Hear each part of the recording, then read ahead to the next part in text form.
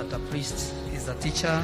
A priest is supposed to work with the community in matters of faith. I would like to share a few things with you here, which is not a matter that I've noticed anything, but a matter of educating the community. I would be failing if I will not be saying some of these things that I'm about to say. In the church, we have what we call spirituality. And there are a number of spiritualities which people live according to their attraction and also the charism. You have heard that he is a chameleon, they serve or they have a charism in serving those who are sick. And it is good to notice that. That's why also in the church we have devotional groups. And in these spiritualities, which are meant for all of us to live, it's also good to know whether you are following a sound spirituality or not. And I want to enumerate a number of things, or 4 things, which will help you to know whether that spirituality is sound or not. 1, the sound spirituality is supposed to be based in the scriptures. If it is not rooted in the Holy Bible, then it is not a right spirituality that you are following. The second is that spirituality actually should be obedience to the magisterium of the church. What do I mean here? In a spirituality which doesn't listen to the voice of the Holy Father, united with the bishops, in that collegiality of bishops all over the world, it is not a sound spirituality. The teachings of the apostles, right from the early beginning to date, if it is not in line with that, it is not a sound spirituality. I have said here even many times that Jesus was Jesus because of obedience to the Father. If Jesus was not obedience to the Father, he would not be defined as Jesus Christ today. So obedience to the church, the leaders in the church, is very key to any sound spirituality. That's why at times you hear people say that they have seen Blessed Virgin Mary, and the church has never actually recognized that, because there are some things which are lacking in that. So it is very, very important. Theologians have to see it. Yes, we don't deny that Mary came, but there are a number of things which ought actually to be fulfilled. Is it really rooted in Scripture? Is it really actually in the line with the obedience of the magisterium of the church? Number 3, is it uniting the community? Any spirituality which is divisive is not the right spirituality. If it doesn't bring people together, remember, spirituality actually draws its strength from the Spirit of God. And the Spirit of God is there to unite people, not to cause divisions. So any spirituality which is not linked to that, uniting the community, is not the right one. Number 4, it is good also to know that sound spirituality is not emotional driven. It is not emotive. It is not so much about the emotions, because emotions will always fade. That which is rooted in the heart will always actually live long. So let us not actually be moved by emotions because of that spirituality that we want to follow and know that it is going to last for long. No, it's going actually to fade away, because you are just satisfying an emotional need, not a spiritual need for that matter. A spirituality is not competitive. No, it doesn't compete. That because he is a chameleon, I am a dozen priest, he is a consolata priest, he is a sister of the Holy Family, he is a sister of the charity, that they are the best. No, it doesn't go like that. I cannot say that because I am a dozen, I'm better than him. I cannot say that because I'm an Opus Dei, I'm better than other spiritualities lived in the church. That is wrong. Very wrong. It doesn't even come from God. And so, spiritualities are not there to compete, but they are there actually to serve people. They are there actually to make us have an experience of Christ in our lives. It is not about competition. It is not about show off.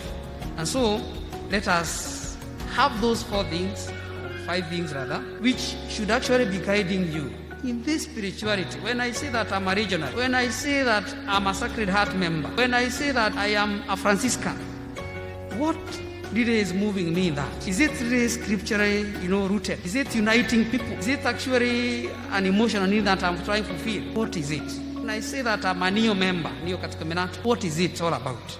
So let us mark those things that I'm mentioning about having a sound spirituality. Number 2, I want to talk about 3 things which are also very important in any human person. These things, they don't happen to you because you are Jane, you are John, I'm Ignatius, you are Mary. They happen to you because you are a human person. You are a human being. And that's why you should actually, as we move on, trying to adjust to those situations in these 3 things I'm going to mention here, should not actually be going to witch doctors. Do not actually take money to somebody to do things to you because they are going to end tomorrow. No, they are crises in a human person, and they just need actually to be negotiated in using a very sound spirituality, or having a person accompanying you, a consultant for that matter, who will actually help you to understand you better. Number one, they are family or relationships. Families have issues.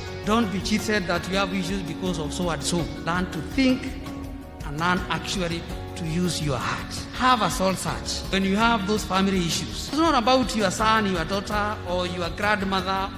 No, they are just normal human issues happening when people live together as a community, for that matter, a family.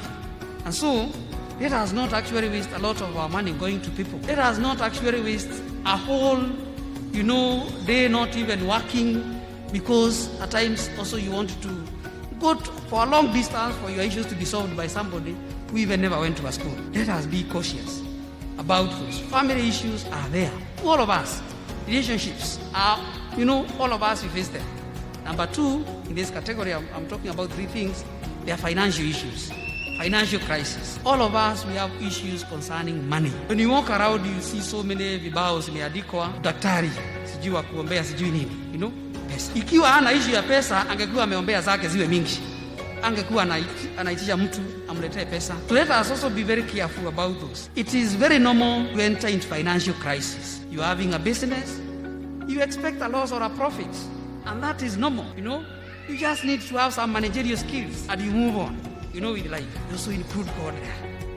And then number three in this category is matters sexuality. Issues concerning sexuality. All of us, including this father talking to you, we have issues in our sexualities. And that's why we don't need somebody actually at times, to waste a lot of time struggling or going for those prayers I'm talking about, or destroying ourselves because it is too much in you.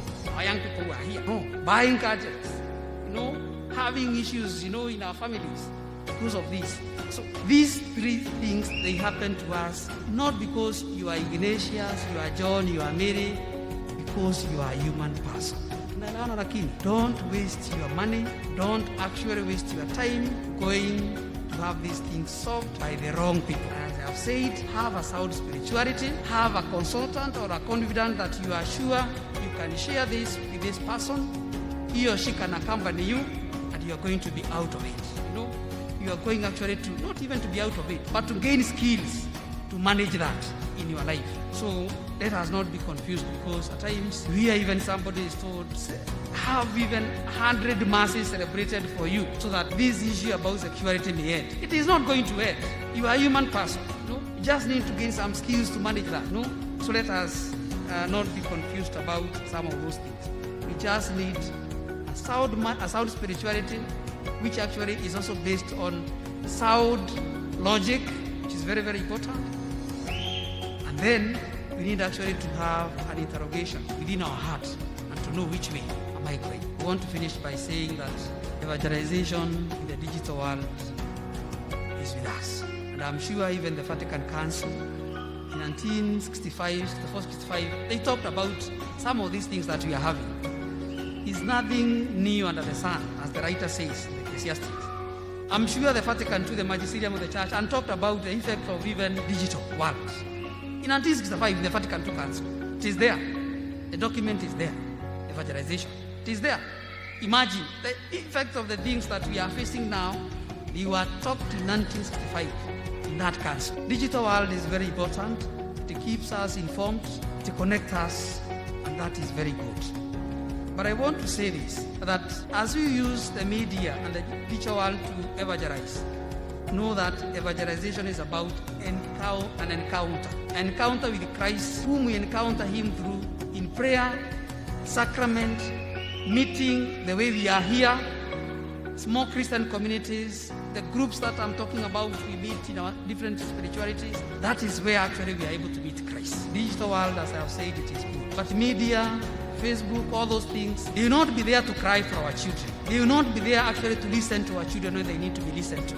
That media will not be there actually to bury you, the digital world. It will actually not be even there actually to commune you. But this encounter of Christians here It is actually where you are going to be listened. It is where actually you are going to have an experience of Christ. It is where actually you are going to feel some fulfillment and peace when you have this encounter. And so, let us use the media, but let us also not lose the aspect of encountering Christ in our meeting, in our small percent communities, in our various solidarity groups, EMC, youth, CMA, CWA, choir. All those groups are very important in matters of evangelization, because, as I am saying, evangelization is not about the digital. It is just an instrument to help us. But evangelization is about an encounter of our heart with Christ through living or being the light people. Wish you a blessed Sunday. Thank you very much. Tumsifu Yesu Kristo.